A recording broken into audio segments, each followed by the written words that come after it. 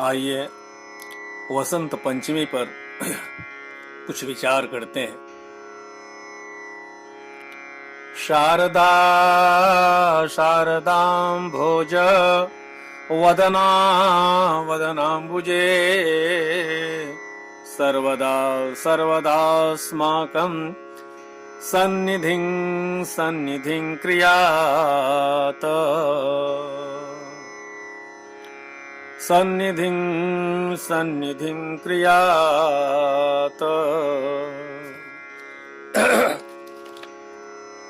प्रेम से बोलिए श्री सरस्वती माता की जय। वसंत पंचमी माघ महीने की शुक्ल पंचमी से वसंत ऋतु का प्रारंभ होता है।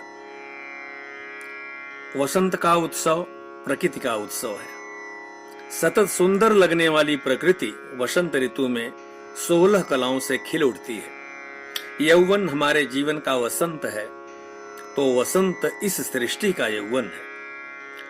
महर्षि वाल्मीकि ने रामायण में वसंत का अति सुंदर व मनोहारी चित्रण किया है। भगवान कृष्ण ने गीता में ऋतु नाम कुसुमाकरः ऐसा कहकर ऋतुराज वसंत को अपनी विभूति माना है। कविवर जयदेव तो मानो वसंत का वर्णन करते थकते ही नहीं। सतत आकर्षक लगने वाला निसर्ग वसंत ऋतु में अधिक लुभावना लगता है। अपने अनोखे सौंदर्य से वह मानव को अपनी ओर आकृष्ट करता है।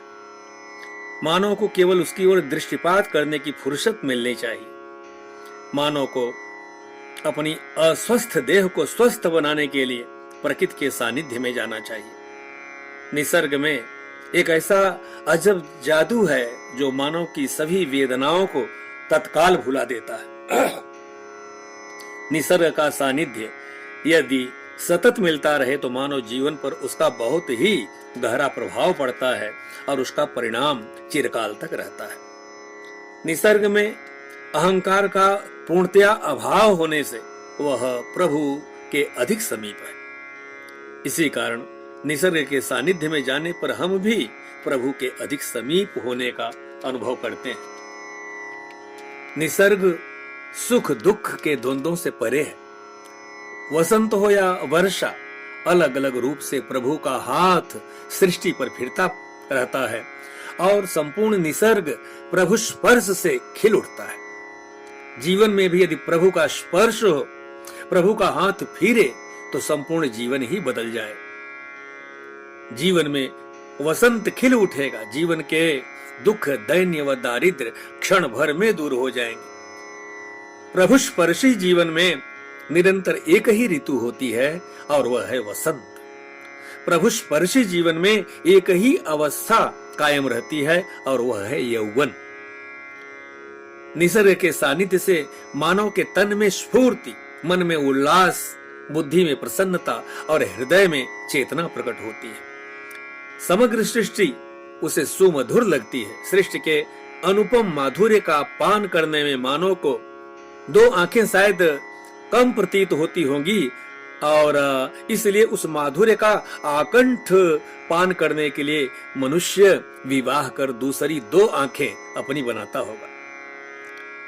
सृष्टि की सुंदरता और यौवन की रसिकता का जहां सुमेल होता है, वहां निराशा, नीरसता, निष्क्रियता जैसी बातों का स्थान ही कहां होगा। परंतु निसर्ग की सुंदरता व मानव की रसिकता में यदि प्रभु का स्वर न मिला हो तो वह सुंदरता व रसिकता विलास का कोमल पंथ बनाकर मानव को विनाश के गर्त में ढकेल देती है। इसलिए वसंत के संगीत में गीता का स्वर मिलना चाहिए। वसंत का उत्सव अमर आशावाद का प्रतीक है। वसंत का सच्चा पुजारी जीवन में कभी निराश नहीं होता।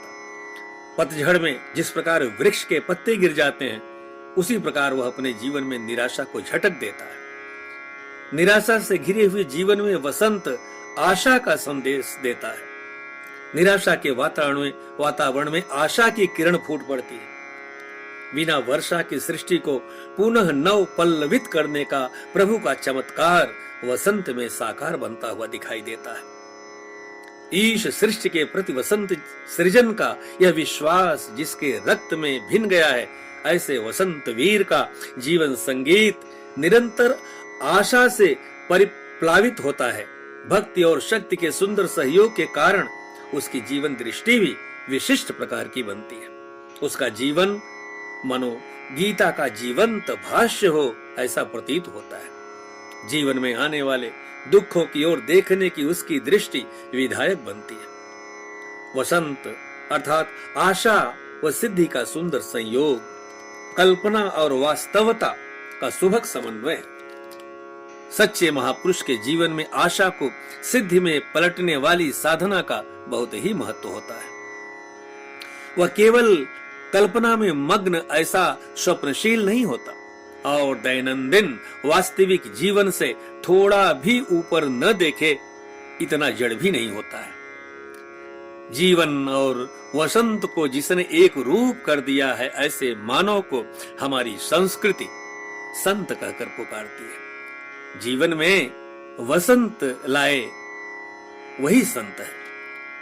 यौवन व संयम, आशा और सिद्धि, कल्पना और वास्तव, जीवन और कवन, भक्ति और शक्ति, सर्जन और विसर्जन, इन सब का समन्वय करने वाला और जीवन में सौंदर्य, संगीत और स्नेह का निर्माण करने वाला वसंत हमारे जीवन में साकार बने, तभी हमने वसंत के वैभव को जाना है, पाया है और पचाया है, ऐसा कहा जाएगा। वसुदेवसुतं देवं कंसचाणूरमर्दनं देवकी परमानन्दं कृष्णं वन्दे जगद्गुरुं। ॐ सहनाववतु सहनौ भुनक्तु सह वीर्यं करवावहै तेजस्विनावधीतमस्तु मा विद्विषावहै। ॐ शान्ति शान्ति शान्ति। प्रेम सुनिए श्री सरस्वती माता की जय।